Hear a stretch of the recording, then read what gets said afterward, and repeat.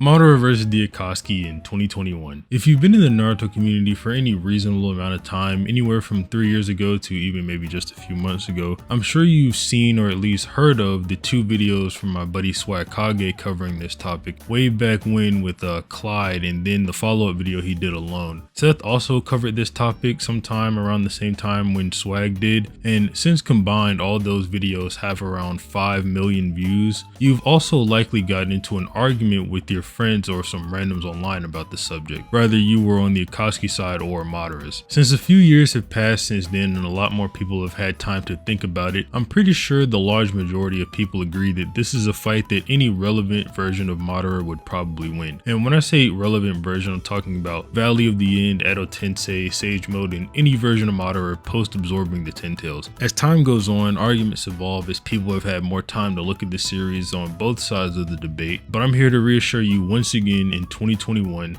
that Madara still beats the Akatsuki in all the forms I mentioned prior. In this video, I'm going to be skipping over any version of Madara after he absorbs the Ten Tails. This video will also only be containing material from the manga, so if you think there is maybe something in the anime or game continuity that changes the outcome of the subject, just know that it's not being taken into consideration here because, well, I don't know it. Before we get into the video, if this is your first time here, or if you're returning to the channel, make sure to subscribe and like the video if you enjoy this kind of stuff. I do it a lot, but without delaying the inevitable any longer, let's talk about Madara versus the Akatsuki. Before I get into covering the Akatsuki, since I did say my take on the topic at the beginning of the video, I do want to mention that even though they still lose, the Akatsuki was heavily downplayed in the past, and like I said earlier, as time goes on, arguments have evolved, and I'm going to try and scale the Akatsuki where they all should be narratively and how I feel they should be portrayed in the story. We're going to start with some general statements that should apply to all the Akatsuki, excluding maybe White Zetsu,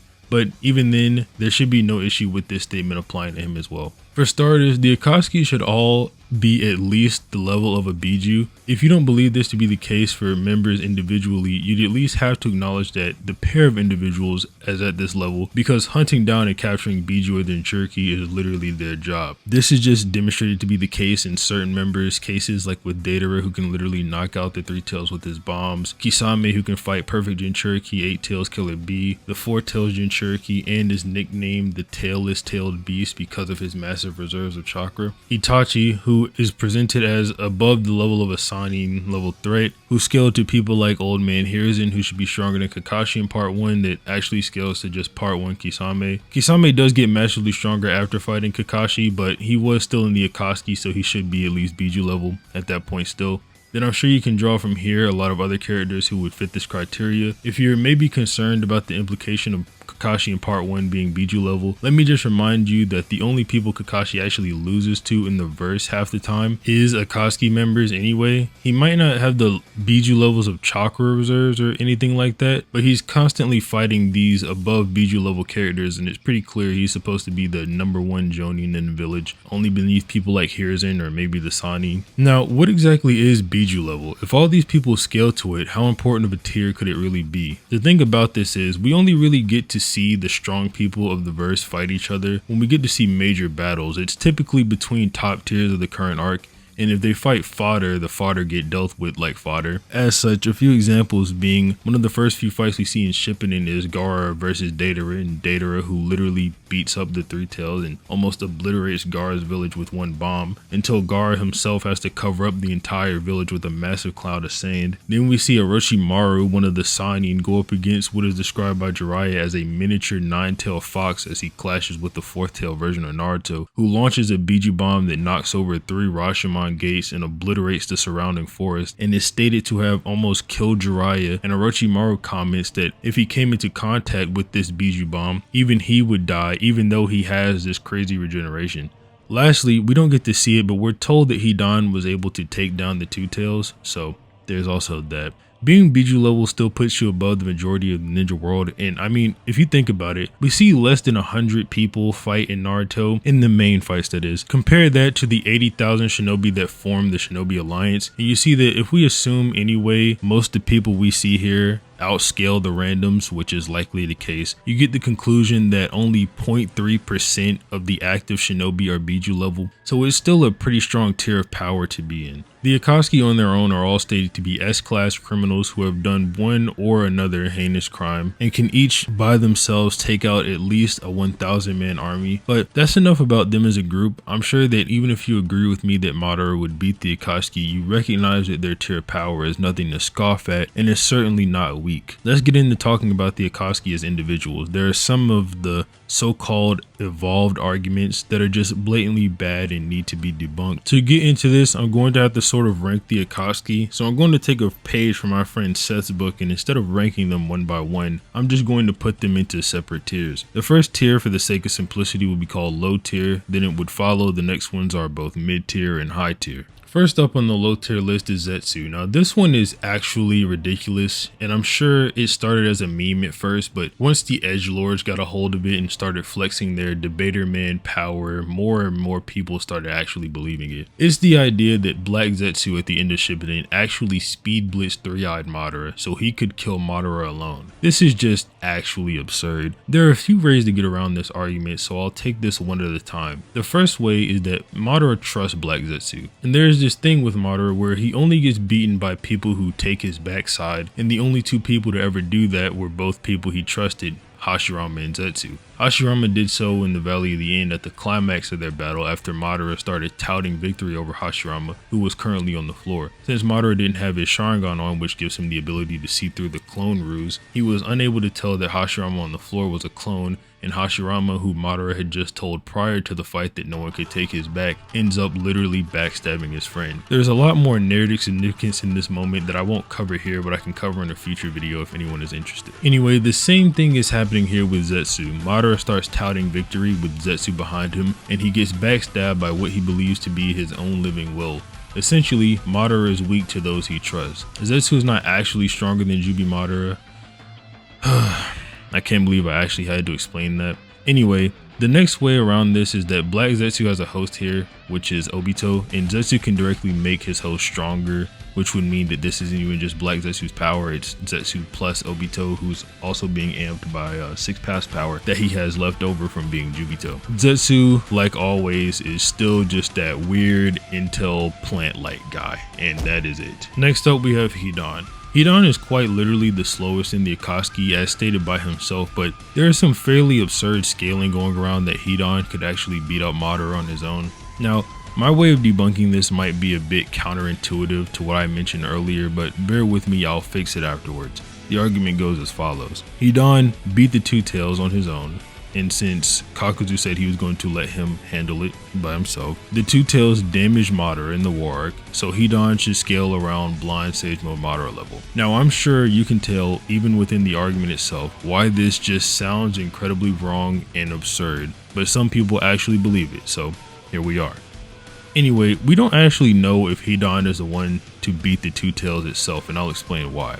We know from Naruto it's possible for a Biju and Jinchuriki to have a time limit on their link. Yugito handed herself over to the Two Tails at the beginning of their fight, and when it cuts back, all we see is Yugito is captured and Hidon is the victor. Considering we have no sort of context to the actual fight, it's possible Yugito's transformation just wore off and Hidon beat up a base Yugito. To make this a bit more consistent, Hidon gets burned by the residual heat of a Two Tails fireball, whilst the fireball actually blows up in the Two Tails face and it's unharmed, and Hidon calls himself a trapped mouse against a cat like Biju. Now, this may seem counterintuitive, like I said earlier, but allow me to explain. A thing to note is we don't actually know if all the Biju are relative to each other in power. So Hidon could be Biju level, but just be weaker than this Biju.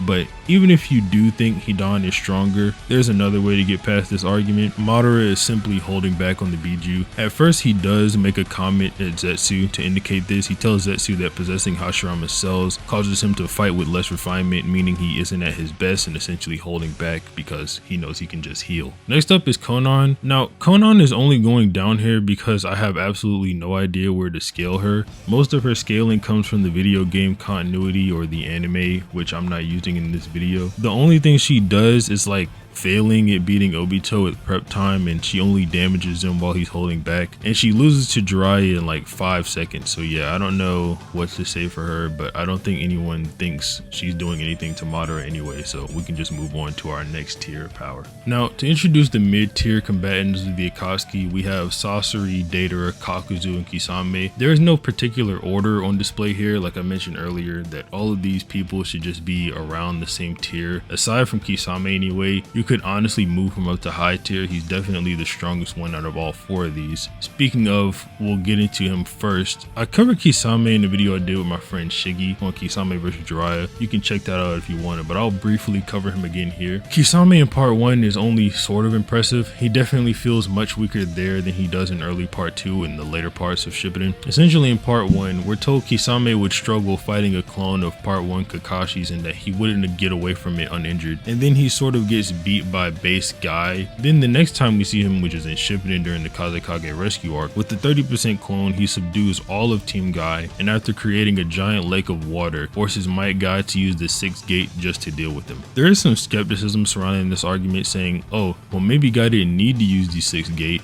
he just wanted to make sure that Kisame was dealt with. Not only is this stupid for someone as smart as Guy to use a technique that can mess up your body for such a petty reason, but he does say before activating it that he has no choice, which would imply that the 5th gate isn't going to be enough and to be up the clone, which is why he went to the 6th gate. On top of that, we see Kisame capture the Four Tails Jinchuriki on his own, beat up B badly and then call him disappointing, and go on to sort of fight even in terms of jutsu speed and launching with 7th gate Guy, although he does lose it to the end of him. Kisame has received his own fair share of wink though due to the 7th gate Guy scaling. People are starting to claim Kisame can actually move Madara Susanoo and outspeed it. However, this is wrong due to Guy getting stronger during the war. Next up is Sorcery. This section for the most part is just going to be me getting rid of some downplay Sorcery has, mostly for losing to Sakura or having a somewhat even battle with her. But not only is Sakura not exactly weak, she had help from Granny Chiyo basically the whole fight, and Sorcery for the most part wasn't going all out on them. The only time Sakura is actually scaling to Sorcery as well is either when she has a mental imp or when she's learned to read his movements after being controlled by Chiyo for the whole battle. Sorcery also in the end chose not to continue the fight. He literally let himself die, and even Chiyo could see that. Sorcery is downplayed a lot because of that fight, and it's not really anything even all that bad. Next we have Madara. Obviously Madara's whole thing is art is an explosion, blah blah. It is predicated on his explosive clay and the chakra level to his bombs C0 through C4. I'll read out the databooks explanation on these individually since Madara's scaling isn't really contentious in the community. Most people agree he's below Sorcery and somewhat around heavy Sasuke level based on their fight, but neither of these placements really matter when putting him up against Madara. C1 is tiny clay bombs with the least amount of force put into them. C2 is riding on top of a dragon-shaped clay bomb that spits out guided smart bombs. C3 is Madara's strongest bomb outside of C0. C4 is nano-sized cells destroying bombs that kill you if you inhale them. C0 is an unliving bomb, Madara's ultimate technique that unfortunately takes his life as well. On top of this, you have like Madara beating the Three Tails, Kisame saying Madara is one of the strongest members of the Akatsuki in his opinion, and the data book saying the more Madara gets pressed in combat, the better his performance is. Madara is definitely no joke. Next we have Kakazu. I don't know why I even had to get into this. Kakazu would very clearly speed blitz every path of pain. In terms of raw durability, he outscales them. He fought Hashirama and lived, and Madara didn't, so he would clearly beat Madara. No, obviously I'm joking, but Kakazu is pretty strong. He's definitely above Kakashi's level, but not by much. Kakashi definitely could have taken him out with Kamui like he said he was going to Naruto after the fight if he didn't show up. Kakazu doesn't really have any hacks though. There's not really much else to cover outside of what I already just mentioned, besides the fact he has 5 hearts and can essentially add teammates to the Akatsuki's team, since the hearts can leave his body and fight autonomously. Moving on to the high tiers in the Akatsuki, like I mentioned earlier, you could definitely say Kisame has a spot here if you so choose. Nothing much would really change though. He should still be weaker than the top 3. Which I'm sure everyone knows who the top 3 are. They're the top 3 on literally everyone's Akatsuki list. Even if you're not ranking them the same way, Itachi, Obito, and Pain are at the top of all of the list. Now, I want to go over these 3 in much more detail in a future video, so I'm only briefly going to cover them here. And then if you want a better explanation, you're going to have to watch the other video I put out later. Itachi is extremely strong shinobi, having chakra control on the level of maybe early Shippuden Sakura as just a 5-year-old. and we see how Kakashi reacts to Sakura's chakra control during the second bell test. On top of that, he's got Amaterasu and Tsukuyomi, both jutsu that KCM1 Naruto says would end the fight for both him and B when up against Edo Itachi, and I know there is debate to be had on if Edo Itachi is stronger than his alive self or not, but if you think he is stronger, Naruto is saying this based on his interaction with Amaterasu before, which was sick Itachi's Amaterasu right outside the Uchiha hideout. So yeah, even he could kill KCM Naruto and be with it. Pain literally killed the Leaf Village, which is 1/5 of the Shinobi Alliance and the strongest village stated in Data Book 3. Among the other crazy shit Pain has done, and he possesses the Rinnegan. Pain is also stated in the original weekly release of the manga to be the strongest man in the Akatsuki. If you don't know, these little texts on the side of the page are there because maybe you read Naruto on Viz or something where they aren't present. These text blurbs are put in by Kishimoto at the end or beginning of every chapter weekly to get people hyped for the next chapter. But since when the manga is officially printed in Viz, you can sort of just, turn the page. They don't have a place there, so they get removed. Obito is just directly stated by Minato to be a bigger threat than Pain, one that he thinks Naruto needs to master the full 9 tails to actually beat. That may sound as if it's in conflict with what I just said about Pain being the strongest, but you must remember that at this point in time, while masquerading as Madara, Obito has built up this story for his Madara character that since the battle at Hashirama, he's severely damaged and is too weak to really do anything, even though we all know in actuality Obito did not fight Hashirama as he was literally not alive. So these three are definitely the strongest in the Akatsuki. The thing is though, every version of Madara that I've listed so far sort of just laughs at all the levels of power on display here, but we'll go through them one at a time. 1. For Obito, even with his Kamui hacks blah blah blah, sees Madara get summoned by Kabuto and he is very clearly in fear of Madara's capabilities. Before Madara was summoned, Obito was all cocky, talking down to Kabuto and clearly not taking him serious, but after he's summoned, his demeanor changes completely. He compliments Kabuto for being such a quote-unquote formidable vessel and accepts Kabuto's offer due to Madara's presence.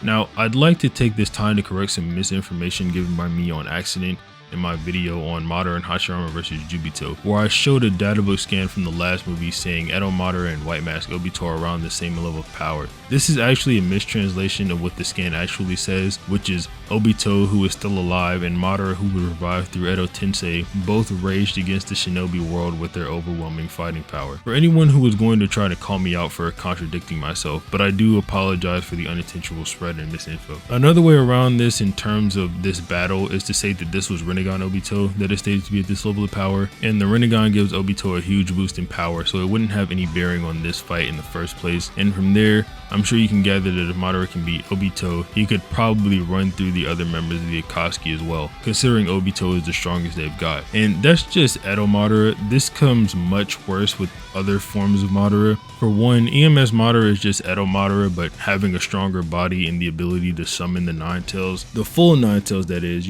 double the size and power of the one Pain had to struggle and bring out his strongest jutsu just to seal away. There is this weird idea that teamwork is going to play a factor in this fight.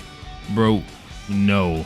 The Majestic Isire, the Perfect Susanoo, is simply getting rid of the whole teamwork idea. Where was the teamwork when the 5 Kage jumped Madara? Where was the teamwork when the Shinobi Alliance jumped Madara? Where's the idea that the Akatsuki can even work well as a team come from? They're a group of people that have giant AoE attacks that could possibly harm their other teammates. But what happens when Chibaku Tensei comes out and all the Akatsuki members get sealed? Assuming that would even work in the first place, Madara would just blow it up with a 9 tails Biju Bomb. Sorcery's poison would likely work on this version of Madara, but it's dependent on if he can even get the move off in the first place when Madara is so much faster than him. Deidara's bombs get negged the same way Sasuke negged them, but worse. And overall, no one in the Akatsuki can really do anything to Madara to even make it a fair fight, even with their teamwork. Rinnegan Sage Mode Madara is just complete overkill. I mean, it's literally just Limbo clone GG. None of the Akatsuki can see it. Overall, I think I've made it abundantly clear that Madara is going to overwhelm the Akatsuki. Not that I really needed to do this, I just wanted to give my thoughts on the topic, and it's a pretty easy subject to cover. I also thought you guys might enjoy it, so yeah. As always, if you enjoyed what you saw, make sure to subscribe and hit the like button. I do stuff like this regularly, so consider coming back. I have a Discord server as well if you want to discuss anything with me or my friends about my videos, but other than that, have a nice day.